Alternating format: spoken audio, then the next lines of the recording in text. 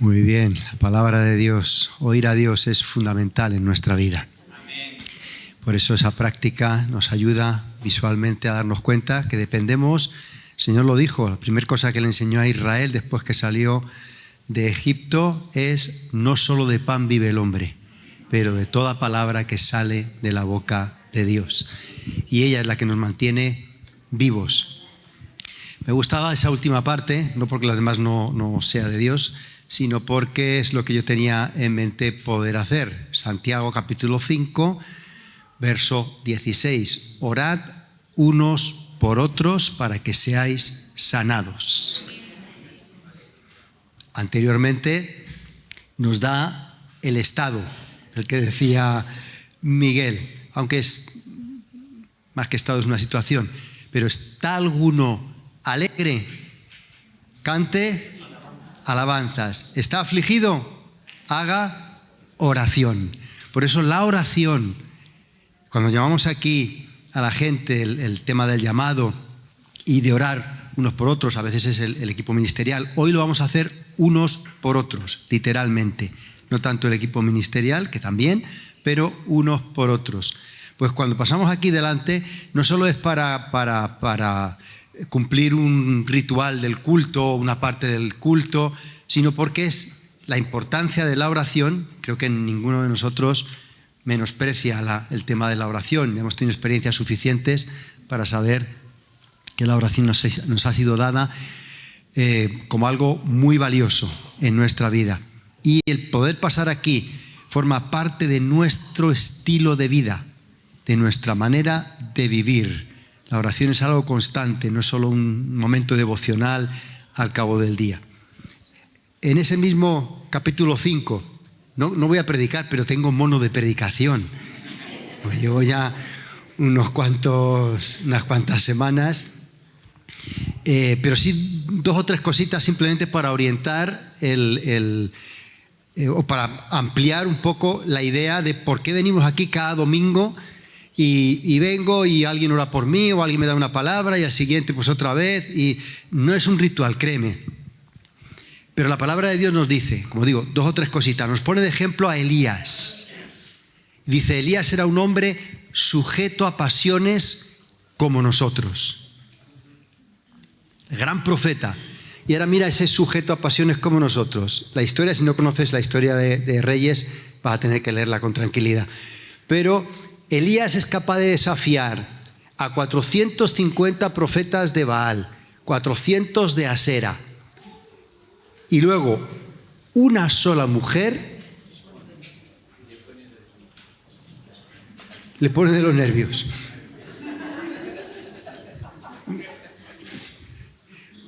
Eso es los que estamos casados, tenemos algo de experiencia, solo algo de experiencia.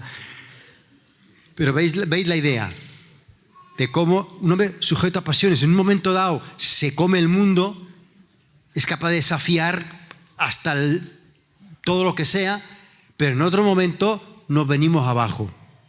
Yo sé que ese no es vuestro caso, estoy hablando de marcianos solamente, pero eso es parte de, no pasa nada. Y en ese contexto introduce la oración. ¿Está alguno afligido? Haga oración. ¿Qué pasa cuando uno hace oración? Muchísimas cosas, pero solo voy insisto, rescatar 2 o 3 cositas. Con más tranquilidad probablemente lo prepare para predicar.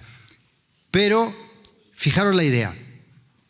Cuando él está pletórico, cuando él está full, como dicen, lleno, en aquel caso no tanto del Espíritu Santo, pero cuando él está lleno de fe, cuando él está lleno sabe lo que está haciendo, sabe que por mandato de Dios él está desafiando a esos profetas de Baal, y entonces él establece que no va a llover por su palabra.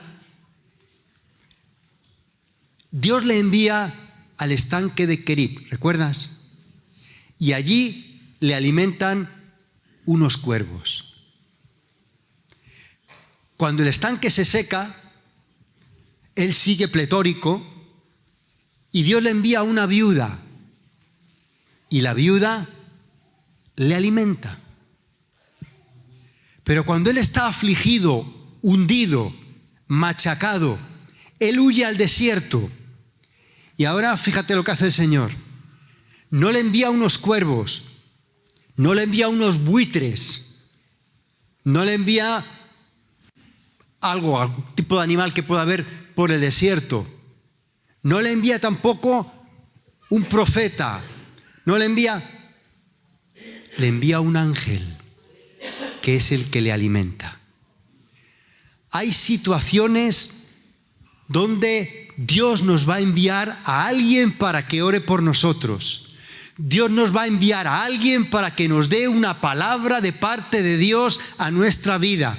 Pero hay otras situaciones donde lo único que nos va a valer y nos va a alimentar es una palabra directamente desde el cielo a nuestra propia vida. Eso es lo que nos va a dar las fuerzas para caminar el largo camino que nos queda por delante e ir al monte de Sión y encontrarnos con nuestro Dios.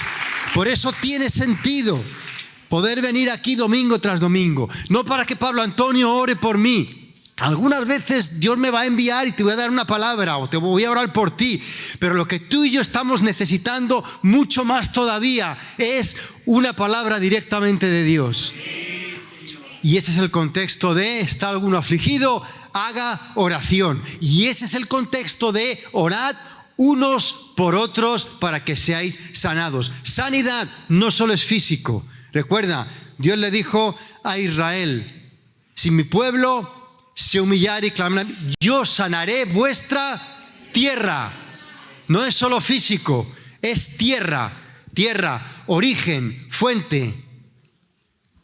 Los indígenas de otros países, ellos entienden esto de una manera además muy interesante, porque para ellos la tierra es la fuente de la vida, la fuente de un montón de cosas así. En nuestro caso no es así, es Dios evidentemente, pero simplemente para decir, constantemente estamos necesitando de Dios, de su palabra, de oírle a Él, y tiene sentido poder venir hasta aquí y poder orar. Esta mañana lo vamos a hacer de esa manera, ¿te parece? El equipo ministerial lo va a hacer, pero el equipo ministerial va a hacer lo que dice, si no recuerdo mal, en Santiago 5, 14 o 15. Aceite, ponen las manos sobre los enfermos y sanarán. Y el resto lo vamos a hacer, como dice, orad unos por otros. ¿Qué quiero decir con esto? A ver, si alguien está enfermo y quiere oración, que lo pida y los ancianos van a orar por él. Si no, tú sientes orar por alguien. Tú te acercas y oras por esa persona.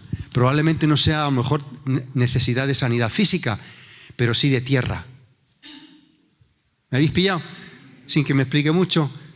Lo hacemos así. Te pones de pie.